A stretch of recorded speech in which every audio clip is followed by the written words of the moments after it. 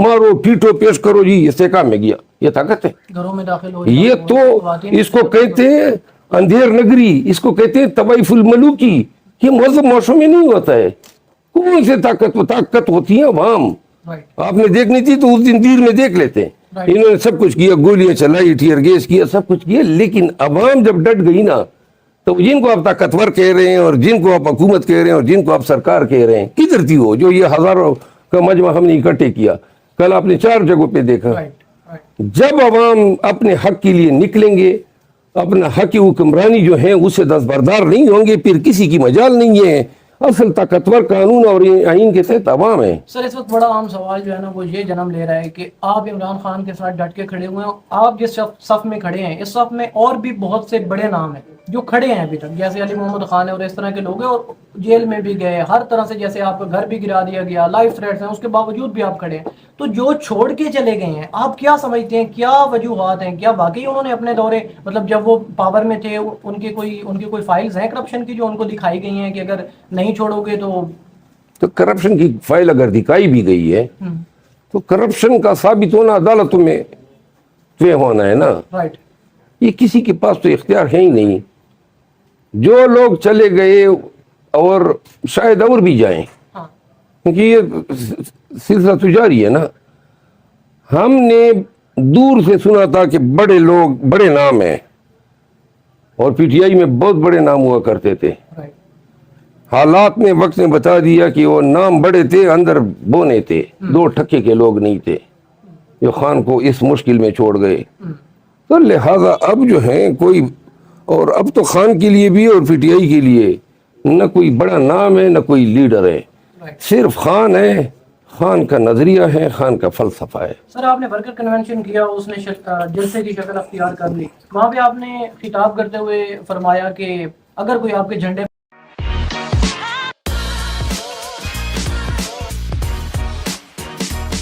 पे हाथ डाले तो आपने उसका गिरबान पकड़ लेना है। तो आप नहीं समझते सर कि आपका ये बयान इंतशार का सबब बनेगा?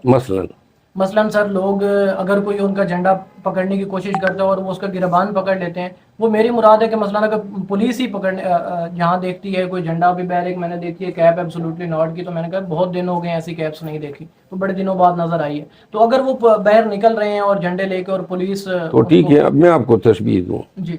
झंडा क्या होता है? एक पार्टी की शनाख्त होती है ना। पार्टी की शनाख्त है, राइट। पाकिस्तान का भी झंडा है ना, एक मुल्क की शनाख्त है।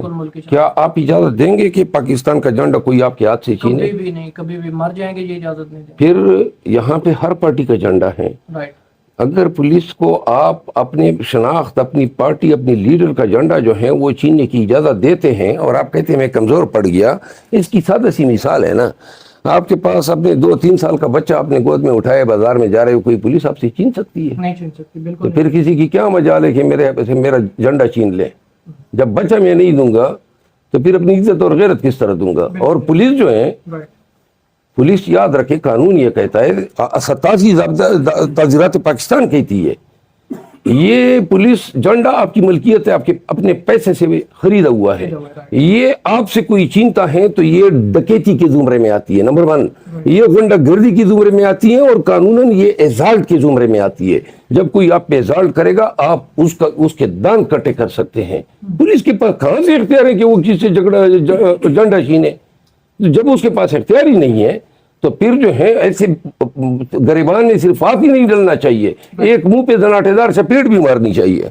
सर इमरान खान के खिलाफ एक और किताब शाया की है हाजिरा साबका अदाकार ने, और बड़े बेहुदा इल्जामात लगाए हैं, रिहान खान की किताब की तरह की है। तो आप क्या समझते हैं ये जो उसने घटिया तरीन इल्जामात लगाए हैं, इनमें क्या ये हकीकत? बस सिर्फ यही कहूँगा, और ये कितने गिरेंगे?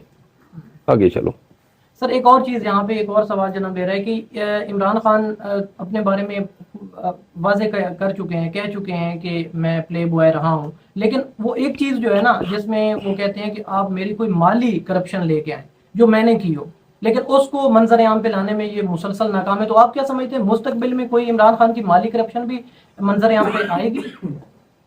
मेरी बात सुने, खान के खिलाफ अदाकाराओं से लेकर खुसरो तक, राइट, और खुसरो से लेकर मर्दों तक کون سی ایسی گندگی ہے جو انہوں نے خان پہ نہیں پھینکی ہے؟ اگر ان الزامات کی کوئی قبولیت ہوتی تو آج پورا پاکستان تمام الزامات کے ساتھ ساتھ خان کے ساتھ نہ کھڑا ہوتا. یہ لگے ہوئے ہیں. یہ جو عدت کیس میں خاور مانی کا کو لے آئے تو گراوٹ کی بھی ایک حد ہوتی ہے.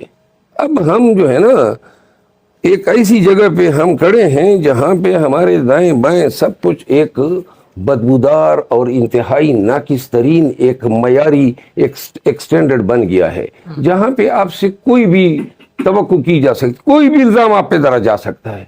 تو لہذا جتنے انہوں نے الزام ڈالے ہیں, جتنے انہوں نے پریس کانفرنس کر رہے ہیں, اتنی لوگ زیادہ تعداد میں پی ٹی آئی کے پاس آئے ہیں.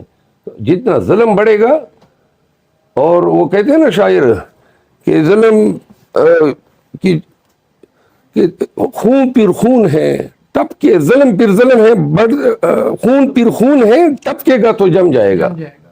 تو لہذا ظلم جتنا بڑھ رہا ہے نا, لوگوں کا ریئیکشن, لوگوں کی والہانہ پن, اور جو لوگ خان کو پسند بھی نہیں کرتے تھے آج ان کے ظلم کے کو دیکھ کے پی ٹی آئی کے جو ہیں ہم رکاب ہوئے ہیں. سر چیف جسٹس صاحب نے فرمایا کہ اگر آپ کو الیکشن ہوتے دکھائی نہیں دے رہے تو آپ ٹی وی پہ بات نہ کریں, بیوی سے بات کریں. تو سر یہ ایک سوال میں ایڈ کروں گا, کیا آپ کو 8 فروری کو الیکشن ہوتے دکھائی دے رہے ہیں؟ کیونکہ ہم تو مجبور ہو گئے ہیں, صافی لوگ, ہم تو اس کے اوپر بات ہی نہیں کر پا رہے کہ کہیں توہین عدالت نہ لگا دی جائے. تو سر آپ کو ہوتے دکھائی دے رہے ہیں الیکشن؟ بھائی توہینوں سے اگر اتنا آپ ڈریں گے نا تو صافت نہیں کر سکو گے. یہ توہین بھی صرف پاکستان میں ہی ہر ایک نے اپنی توہین بنائی ہوئی ہیں. الیکشن اگر نہیں ہوتے ہیں تو یہ کانسٹیٹیوشن کی ایبروگیشن کے مترادف ہے, اور کوئی راستہ نہیں ہے آئینی طور پہ. لہذا اگر نظر یہ آ رہا ہے کہ آج کل پلاننگ اسی لیے ہو رہی ہے کہ کوئی بھی جواز بنا کے الیکشن کو ملتوی کیا جائے. ہمیں خدشات ہیں, اور خان صاحب بار بار اس حوالے سے اپنے خدشات کا اظہار کر چکے ہیں. سر آپ نے بات کی توہین کی, تو پچھلے دنوں پی ڈی ایم نے ایک قانون پاس کیا تھا جس میں توہین پارلیمنٹ کا بل بھی پاس کر دیا تھا. تو ہم پہلے ایک توہین سے یہ ایک پھر نئی توہین بھی آ گئی کہ اب ہم کسی جو ہے وہ سیاستدان کو بات کرنے سے بھی تو کہاں رہ گئی پھر ہماری جو بس جہاں پہ لوگ اب چاہتے ہیں نا کہ ان کی غلطیاں, ان کے کارنامے یا ان کے موشگافیاں جو ہیں وہ لوگ ڈسکس نہ کریں, ان کے اوپر سوال نہ کریں, تو پھر وہ اپنے اوپر توہین کا خول چڑھا دیتے ہیں. لیکن پاکستان میں اور دنیا بھر میں آئینی طور پہ تو توہین صرف اور صرف عوام کی نہیں ہونی چاہیے. یہاں پہ عوام کی توہین جائز ہے, اور جو توہین کرنے والے ہیں انہوں نے اپنے آپ کو توہین سے پروٹیکشن کے لبادے میں اپنے آپ کو چھپایا ہوا ہے. سر اس میں ڈیل کی باتیں بھی چل رہی ہیں کہ عمران خان سے ڈیل ہو گئی ہے. کوئی ڈیل نہ ہوئی ہے, نہ کوئی آیا ہے, نہ کوئی سر ہونے کا امکان. فیوچر کی میں نجومی تو نہیں ہوں, لیکن جو خان کا رویہ ہے اس پہ تو نظر نہیں آ رہا ہے کہ خان کسی سٹیج پہ کمپرومائز کرے گا. سر آپ کیا سمجھتے ہیں بغیر ڈیل کے عمران خان پرائم منسٹر بن جائیں گے؟ 75 سالہ تاریخ میں سر ہم نے دیکھا ہے کہ کوئی نہیں بنے. سر کون بنا؟ دیکھیں یہ, اور اگر ہماری تاریخ جس کو وہ چاہتے ہیں اسی کو, وہ کون چاہتے ہیں جو سب سے طاقتور ہیں سر. تو وہ بھی آپ کی بات غلط ہے نا. یہ دیکھیں یہ طاقتور کہاں سے ہو گئے؟ طاقتور قانون کے تحت, آئین کے تحت لوگ ہوتے ہیں. یہ چھوڑیں, یہ طاقتور کہہ کہ ہم نے اپنے آپ کو ہی کمزور کیا ہوا ہے. طاقتور تو عوام ہے, 25 کروڑ عوام سب اس کے تابع ہیں. یہ حکمران ہیں صحیح معنوں میں. تو لہٰذا یہ ہم نے اپنی طرف سے اصطلاحیں بنائی ہوئی ہیں کہ جی مقتدر حلقے اور فلاں اور ڈینگ. او بھائی سن لو, آئین پاکستان کہتا ہے کہ حکمران وہ ہوں گے جو عوام منتخب کریں گے.